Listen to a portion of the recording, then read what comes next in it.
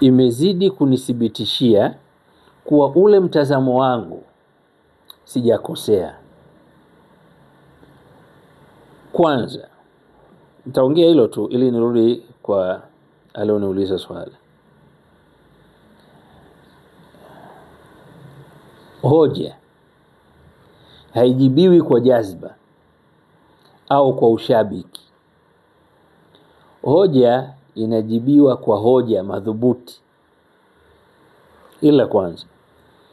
Lakini la pili, tafiti haijibiwi kwa ushabiki, inajibiwa kwa tafiti bora zaidi kuliko ile tafiti iliyotoka. Sasa haya yananifanya niamini kuwa hawa wasomi ninaowaona na nchi ninavyotembea, hizi nchi za wenzetu, bado na mashaka na wasomi wa Tanzania. Siwakubali kwa 98% kabisa. Sina maana alioniuliza swali simkubali kwa sababu ya shahada aliyokuwa nayo. Nilijiuliza tu, asiwe huyu kafundishwa na yule profesa. Kwa hiyo sikumjibu, nikawa na tahadhari hiyo. Jibu langu la kwanza,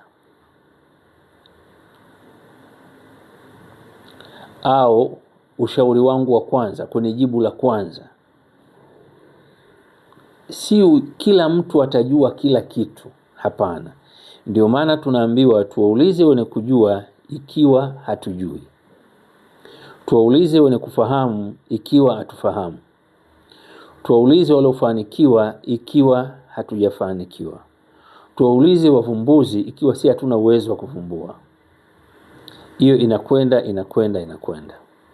Mimi kwa mtazamo wangu, vipimo hivyo si vya kufanya mtu mwenye uwezo wa kutafakari mambo. So kila mtu ana akili, ila uwezo wa akili hiyo uko kwa kiwango cha kutosha.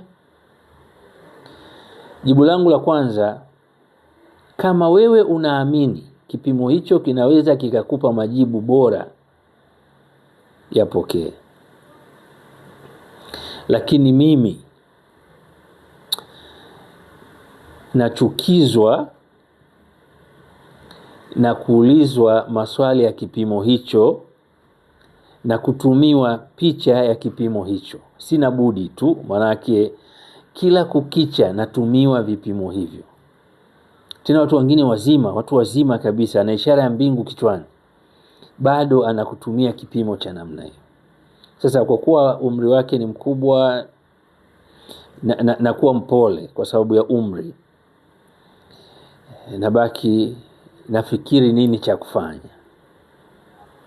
Hili ni jibu la dada yangu wa kwanza alionipigia. Maana ni binti, na sikumuuliza umri nini, lakini sauti yake na kujitambulisha kwake ni binti. Kwa hiyo dada yangu, ukiona majibu hayo yanakufurahisha, leo positive, kesho negative, basi jihukumu leo umepona, kesho mgonjwa, maisha yaendelee. Kwa sababu unaelekezwa au mnaelekezwa, mmeng'ang'ana, sijui nini cha kufanya.